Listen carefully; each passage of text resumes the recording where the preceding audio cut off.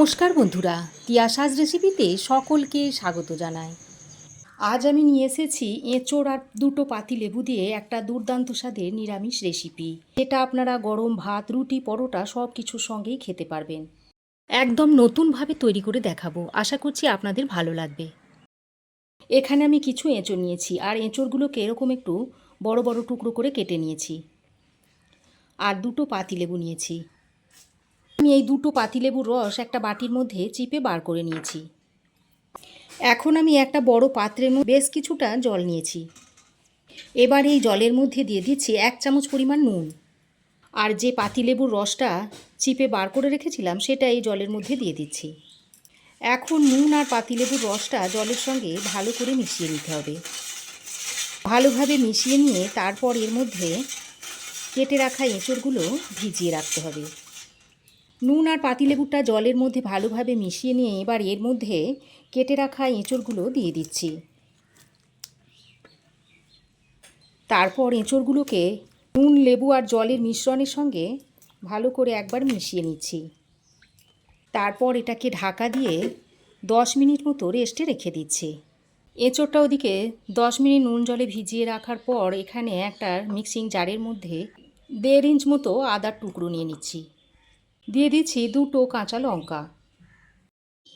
এখানে একটা প্লেটের মধ্যে নিয়েছি দুটো এলাচ, 3-4টি লবঙ্গ, একটা দারচিনি স্টিক, কিছু নিয়েছি গোটা গোলমরিচ, আর 1 চা চামচ নিয়েছি গোটা জিরে, আর হাফ চা চামচের থেকে একটু কম নিয়েছি মৌরি।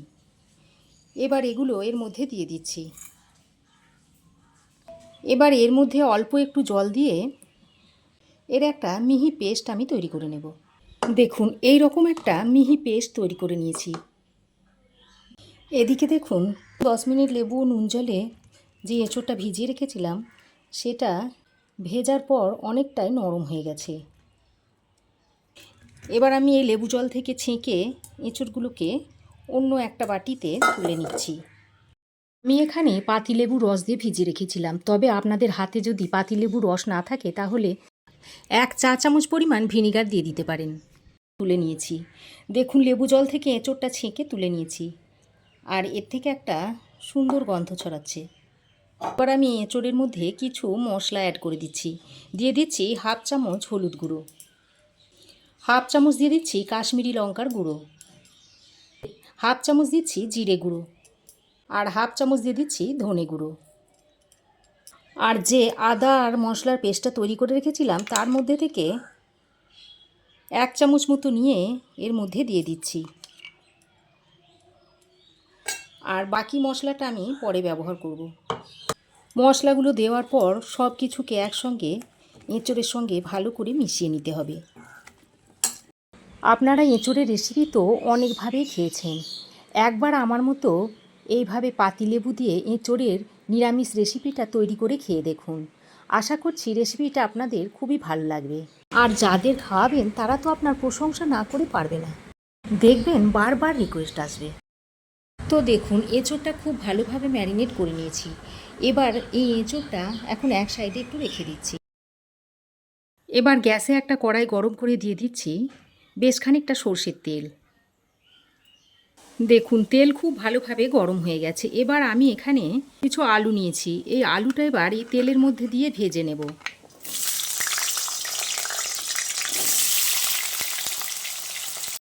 এবার আলুতে একটু অল্প করে নুন আর হলুদ দিয়ে আলুটাকে ভালো করে ভেজে নিতে হবে। আলুটা এমনভাবে ভেজে নিতে হবে যেন এইভাবে ভাজতে ভাজতে আলুটা 50% মতো কুক হয়ে যায়। আলুটা ভাজতে ভাজতে প্রায় 50% মতো কুক হয়ে গেছে। এবার এই ভাজা আলুটাকে আমি একটা পাত্রে তুলে নিচ্ছি।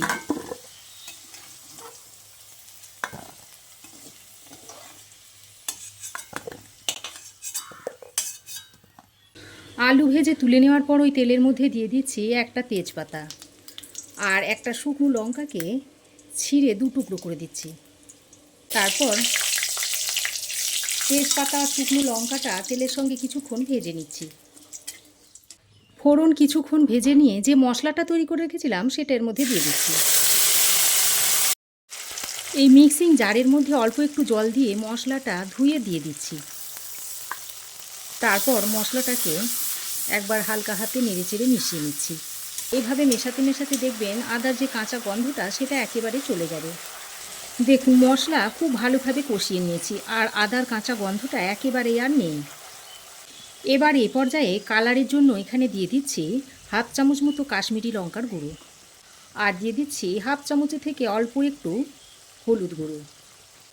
কাশ্মীরি লঙ্কার গুঁড়ো আর হলুদ গুঁড়োটা দিয়ে ভালো করে মিশিয়ে নিচ্ছি।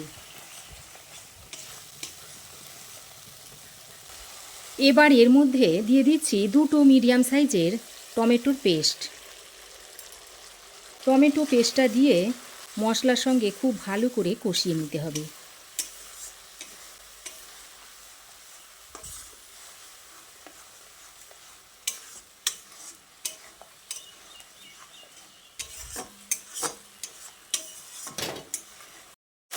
দেখুন মশলাটা আমি প্রায় 4 থেকে 5 মিনিট সময় ধরে ভালোভাবে কষিয়ে নিয়েছি, আর মশলা থেকে দেখুন খুব সুন্দর তেল ছাড়তে শুরু করেছে। এবার আমি যে এঁচোড়টা ম্যারিনেট করে রেখেছিলাম সেটা এর মধ্যে দিয়ে দিচ্ছি।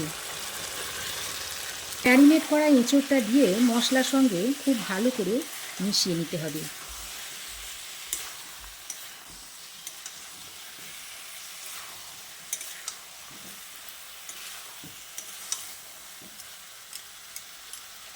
এবার আমি এই পর্যায়ে স্বাদ মতো নুনটা দিয়ে দিচ্ছি।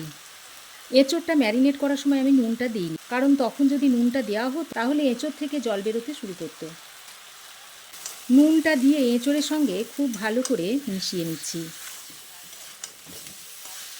তারপর এইভাবে আরও 5-6 মিনিট মশলার সঙ্গে এঁচোড়টাকে কষিয়ে নিতে হবে। আমি যেহেতু এঁচোড়টাকে ভাপ দিইনি, তাই এঁচোড়টাকে বেশ ভালো করে একটু কষিয়ে নিতে হবে। দেখুন মশলার সঙ্গে এঁচোড়টা দিয়ে খুব ভালো করে কষিয়ে নিয়েছি। দেখুন একেবারে মনে হচ্ছে যেন মাংস কষা হচ্ছে। এঁচোড় মশলার সঙ্গে ভালো করে কষিয়ে নেওয়ার পর এবার ভেজে রাখা আলুগুলো এর মধ্যে দিয়ে দিচ্ছি। ভাজা আলুগুলো দিয়ে এঁচোড়ের সঙ্গে ভালো করে মিশিয়ে নিচ্ছি।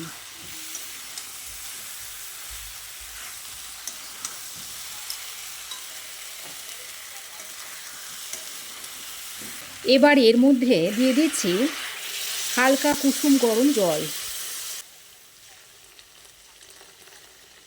এবার এই গরম জলটা দিয়ে এঁচোড় আর আলুর সঙ্গে ভালো করে মিশিয়ে নিচ্ছি। এইভাবে যদি গরম জল দিয়ে রান্না করে নেন তাহলে মশলাটা আর কেটে যাবে না। গরম জলটা দিয়ে এঁচোড় ও আলুর সঙ্গে ভালো করে মিশিয়ে নিয়েছি।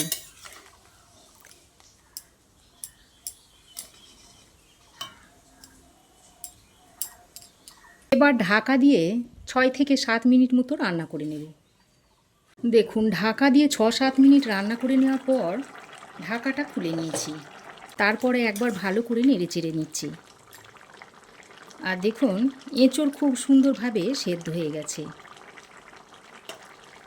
দেখতেই পাচ্ছেন এঁচোড় খুব ভালোভাবে সেদ্ধ হয়ে গেছে।